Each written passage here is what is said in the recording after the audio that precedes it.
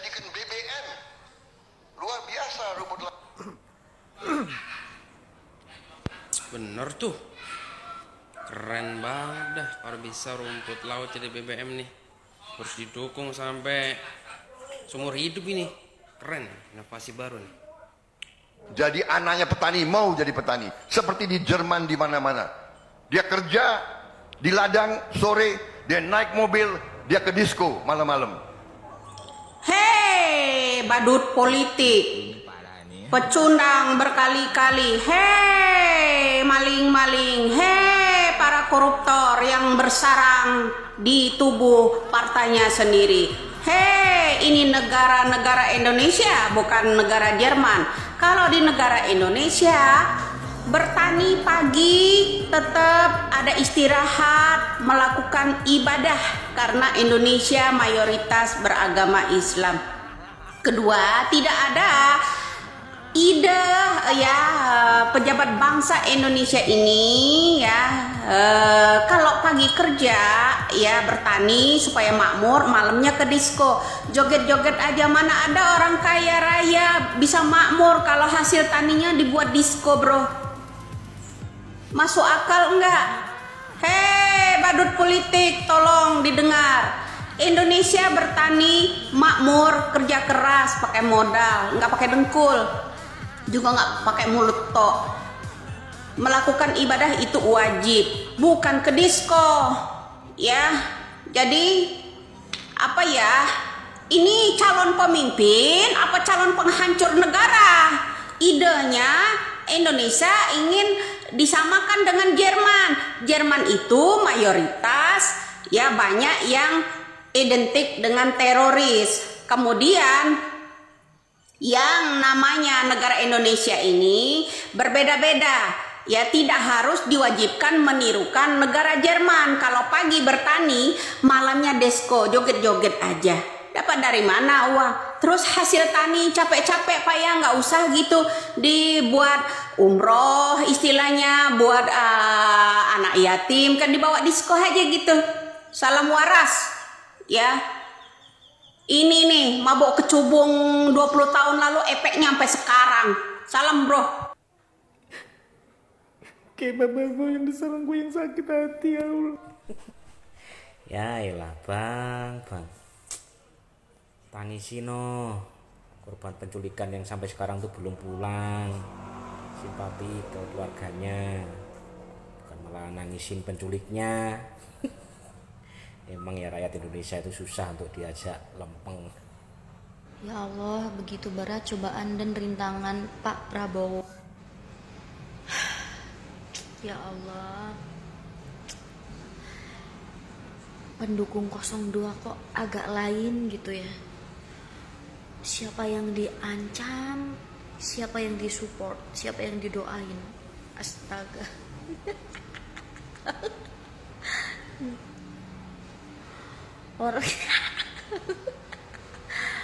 Orang yang diancam Pak Anies, yang didoain malah Prabowo. Pendukung 02 emang agak lain beneran deh. Ada aja. Terus ada yang bilang tuh katanya akun mah bisa bikin sendiri gitu, bikin ya maksudnya akun bisa bikin palsu atas nama pendukung 02 gitu kan. Tapi itu cuman maksudnya drama gitu kan. Tapi pendukung 02 yang komentar kayak gitu lupa kali ya bahwa kubu lain itu pemikirannya gak secetek itu ya, karena pasti mikir itu kena pasal UU ITE gitu loh ya. Orang orang pendukung 02 yang ngelakuin malah kubu lain yang dituduh. Tenang Pak Anies, saya dukung Anda, tenang. Buat pendukung 01 pokoknya sabar aja ya. Baguslah itu pendukung 02 udah diproses. Pendukung 02 ya Allah. Gimana ya itu? Jadi speechless.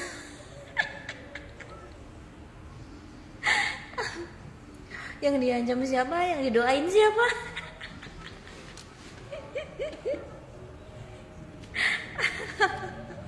Aduh ya Allah, udah aja dah.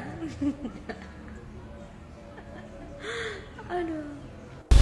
Kalau dia bicara A, kalian periksa rekam jejaknya. Mungkin tidak dia bisa lakukan itu. Contohnya, kalau saya jadi pemimpin, saya akan sejahterakan buruh. Buruh, kau udah dapat ini, udah dapat ini, udah dapat ini, udah dapat ini, ya kan? Ya sudah dong, jangan kau tuntut pengusaha. Kalau udah untung, pengusahanya bisa pindah ke Bangladesh, kemana-kemana, kan begitu.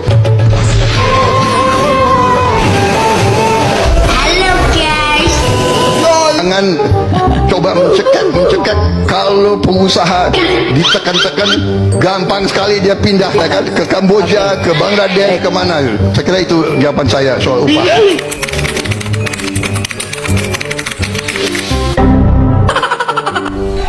Kalau ada yang katakan, kalau saya menjadi pemimpin, kalau saya terpilih, maka rakyat akan hidup aman. Apakah dia pernah melakukan kekerasan? Apakah dia pernah melakukan pelanggaran HAM? Kalau pernah, jangan percaya dia akan lindungi rakyat. Hati-hati, kami mencatat kelakuan-kelakuanmu satu-satu. Kami bukan kambing-kambing yang bisa kau atur-atur. Hati-hati kau ya. Hati-hati kau. Kenapa demikian? Karena pengalamannya, rekam jejaknya membuktikan itu. Fenomena munculnya politik yang didirikan di atas panggung kepalsuan dan kebohongan dengan narasi fitnah dan prasangka. Tontonan bernama The Prabowo Show.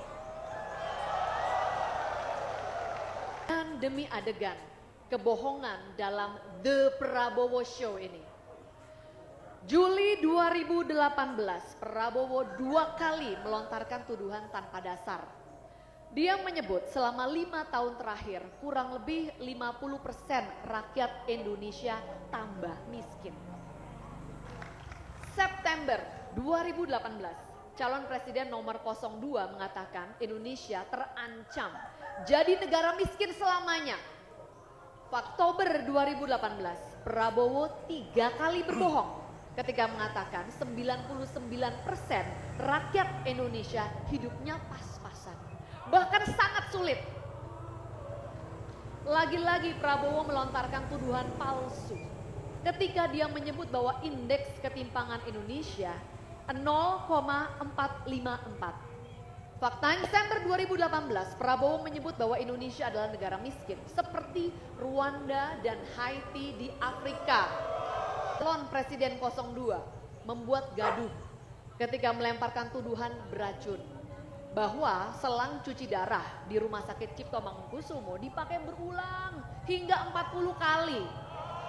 Bro dan sis semua, di hadapan fakta-fakta tadi, apakah kita harus diam?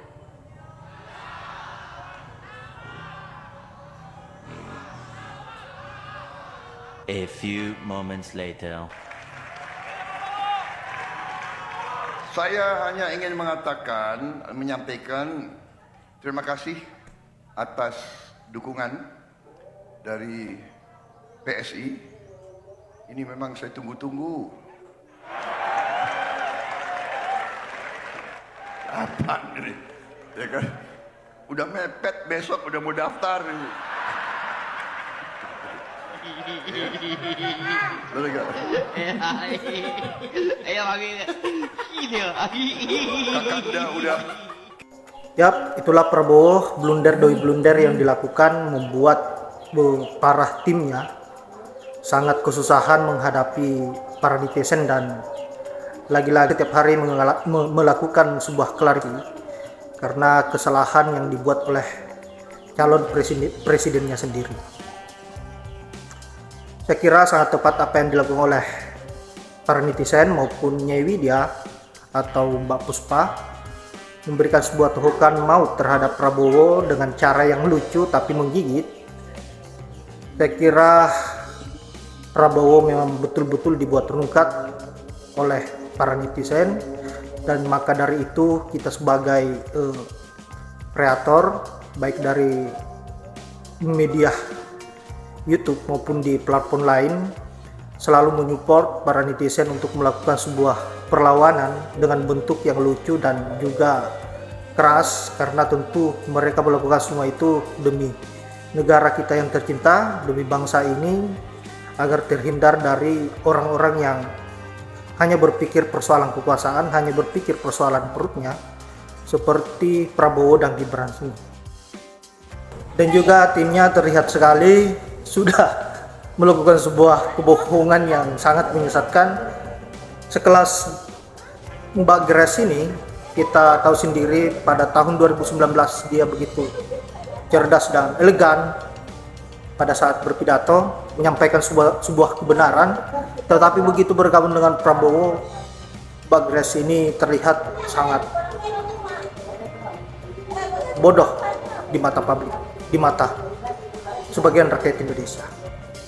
Kenapa? Karena berbanding terbalik apa yang sudah diucapkan sebelumnya dan apa yang diucapkan sekarang. Baiklah, saya kira hanya itu. Saya berharap sahabat-sahabat ataupun seluruh rakyat Indonesia bisa menentukan pilihan dengan baik demi bangsa dan negara ini, demi kemajuan negara kita yang tercinta. Dan jangan pernah terprovokasi apa yang dilakukan oleh mereka-mereka yang hanya bisa berpikir persoalan kekuasaan. Dan saya akhiri dengan ucapan wallahul muwaffiq ila aqwamit thoriq. Assalamualaikum warahmatullahi wabarakatuh.